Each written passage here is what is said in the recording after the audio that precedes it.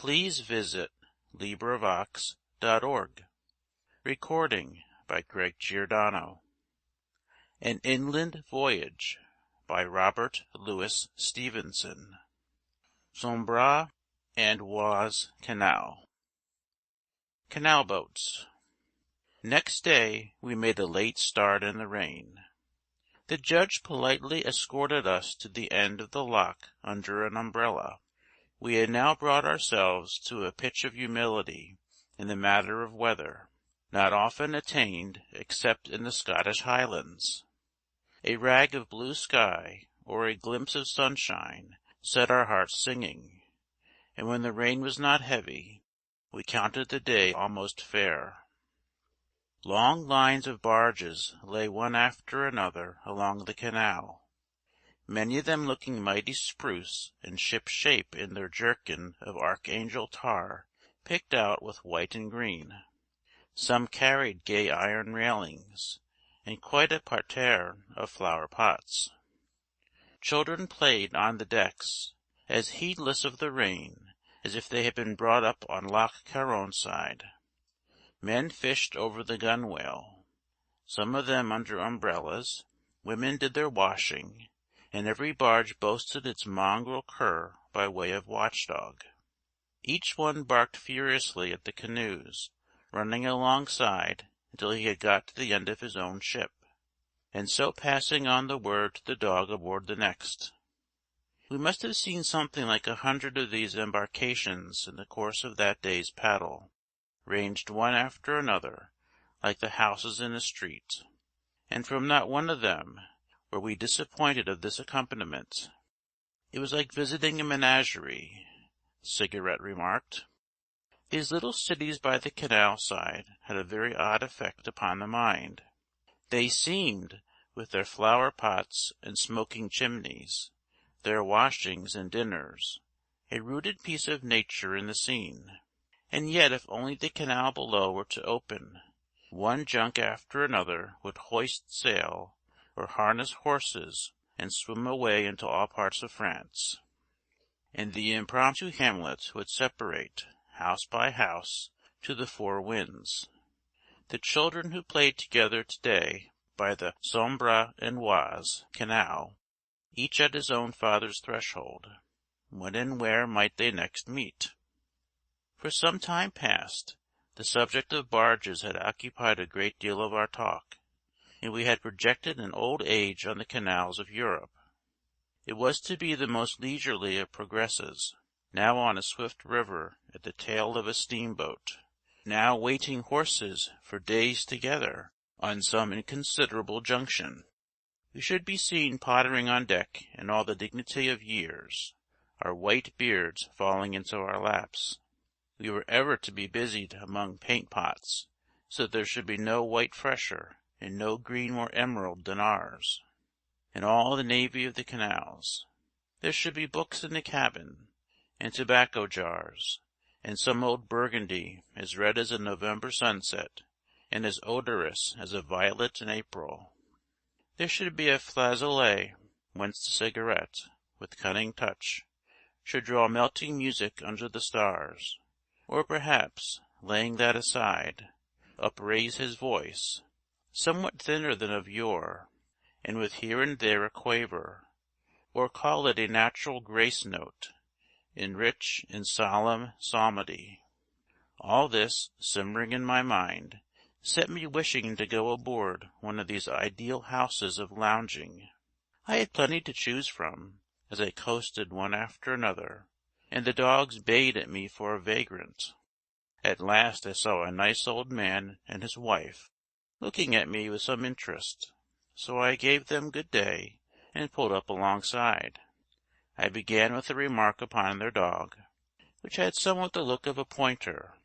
Thence I slid into a compliment on Madame's flowers, and thence into a word in praise of their way of life.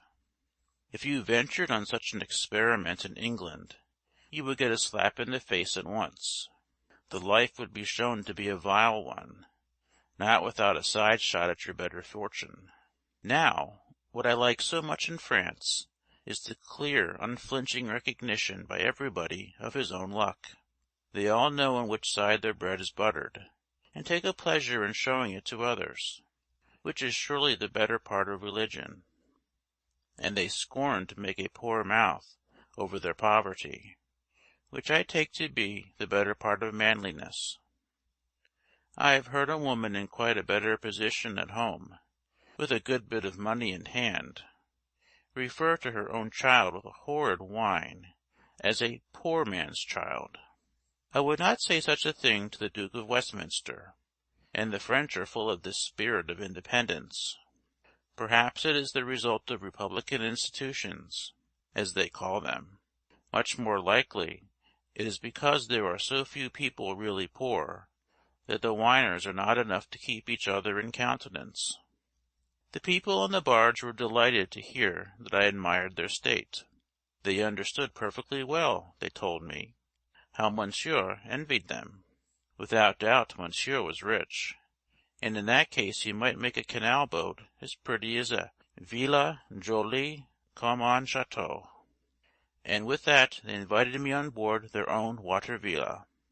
They apologized for their cabin. They had not been rich enough to make it as it ought to be. "The fire should have been here at this side," explained the husband. "Then one might have a writing table in the middle, books, and, comprehensively, all. It would be quite coquettish. Ça sera tout à fait coquette." And he looked about him as though the improvements were already made. It was plainly not the first time that he had thus beautified his cabin in imagination, and when next he makes a bit, I should expect to see the writing table in the middle. Madame had 3 birds in a cage. They were no great thing, she explained. Fine birds were so dear. They had sought to get a Hollandais last winter in Rouen. Rouen, I thought, as is this whole mansion, with its dogs and birds and smoking chimneys, so far a traveller as that, and as homely an object among the cliffs and orchards of the Seine as on the green plains of Sombre. They had sought to get a Hollandais last winter in Rouen, but these cost 15 francs apiece. Picture it, 15 francs. Pour un tout petit oiseau. For quite a little bird, added the husband.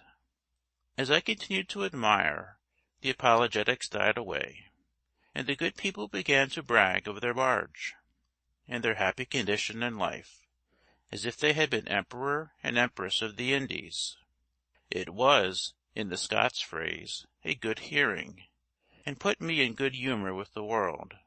If people knew what an inspiriting thing it is to hear a man boasting, so long as he boasts of what he really has, I believe they would do it more freely and with a better grace.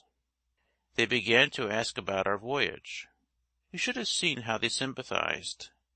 They seemed half ready to give up their barge and follow us. But these Canaletti are only gypsies semi-domesticated. The semi-domestication came out in rather a pretty form. Suddenly Madame's brow darkened. "Cependant," she began, and then stopped, and then began again by asking me if I were single. "Yes," said I. "And your friend who went by just now?" "He also was unmarried." Oh, then, all was well. She could not have wives left alone at home. But since there were no wives in the question, we were doing the best we could. "To see about one in the world," said the husband, "il n'y a qu'à. There is nothing else worth while. A man, look you, who sticks in his own village like a bear," he went on. "Very well, he sees nothing. And then death is the end of all, and he has seen nothing." Madame reminded her husband of an Englishman who had come up this canal in a steamer. "Perhaps Mr. Mole in the Athene," I suggested. "That's it," assented the husband. "He had his wife and family with him, and servants. He came ashore at all the locks and asked the name of the villages, whether from boatmen or lock keepers, and then he wrote them down. Oh, he wrote enormously. I suppose it was a wager." A wager was a common enough explanation for our own exploits, but it seemed an original reason for taking notes. End of Section 10. Recording by Greg Giordano. Newport Richey, Florida.